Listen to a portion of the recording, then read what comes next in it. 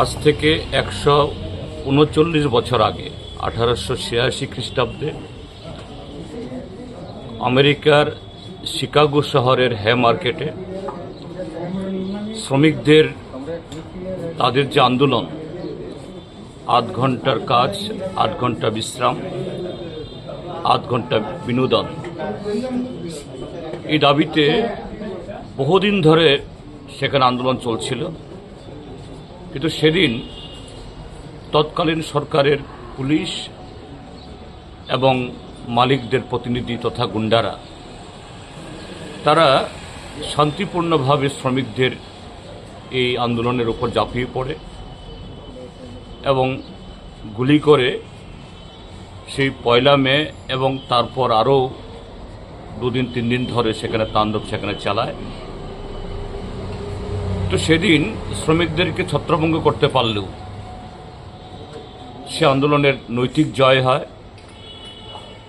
পরবর্তী সময়েতে শুধু তৎকালীন আমেরিকার সরকার না, সারা পৃথিবীতে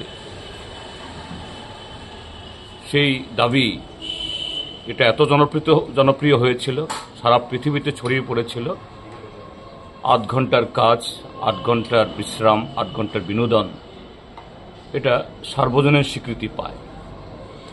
এ থেকে এই মে দিবসের সূত্রপাত এবং 1890 ইংরাজি থেকে সারা পৃথিবীতে আজকের দিনটি আন্তর্জাতিক শ্রমিক সংহতি দিবস হিসাবে পালিত হয়ে আসছে।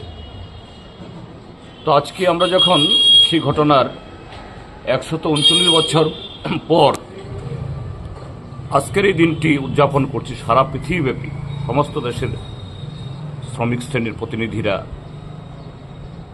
পৃথিবী এখন যারা সেদিন অগাস্ট 22 উপরে সে আক্রমণটা হেনেছিল তাদেরই প্রতিভূরা আপাতভাবে শ্রমিকদের সে অধিকার কেড়ে নেওয়ার জন্য তারা প্রচণ্ডভাবে সেখানে চেষ্টা চালাচ্ছে। যেমন আমাদের দেশেও নরেন্দ্র মোদীর নেতৃত্বে বিজেপি সরকার কায়েম হওয়ার পর এই রাজ্যেও 2018 সালে বিজেপি সরকার এখানে গঠিত হওয়ার পর 1 মে এটা সরকারের ছুটির দিন।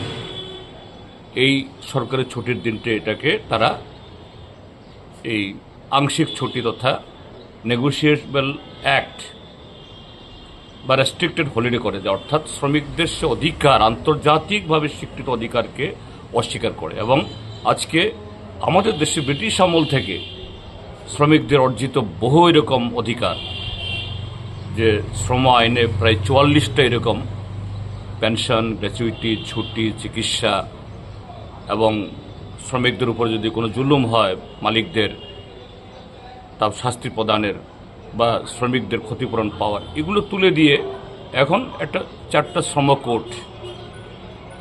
তো এই জায়গায় দাঁড়িয়ে যে এই দিবস আন্তর্জাতিক শ্রমিক দিবস, এটা এই সময়তে আরও বেশি তাৎপর্যপূর্ণ গুরুত্বপূর্ণ, কেননা শ্রমিকদের এই 100 বছরের অর্জিত অধিকার কেড়ে নেওয়ার জন্য আমাদের দেশে এবং যেখানে যেখানে সাম্রাজ্যবাদী সরকার আছে, ধনবাদী সরকার আছে, তথাকথিত উদারীকরণ আজকে এটাকে অস্বীকার করছে। সেই কারণে এবারের এই আন্তর্জাতিক শ্রমিক সংহতি দিবস এই দেশের এবং সারা পৃথিবীর সমস্ত শ্রমিকদের আরও ঐক্যবদ্ধভাবে তাদের অধিকার পুনঃপ্রতিষ্ঠিত করার শপথ আমাদের পার্টির তরফ থেকে। আমরা বরাবরই শ্রমিকদের তাদের লড়াই, তাদের সংগ্রাম, তার প্রতি সহানুভূতিশীল এবং আজকের দিনে শুধু আনুষ্ঠানিক পতাকা উত্তোলন করা না, তার মধ্য দিয়েই শ্রমিকদের এই অধিকার পুনঃপ্রতিষ্ঠার লড়াইয়ে আমরা আরও বেশি প্রতিজ্ঞাবদ্ধ হলাম।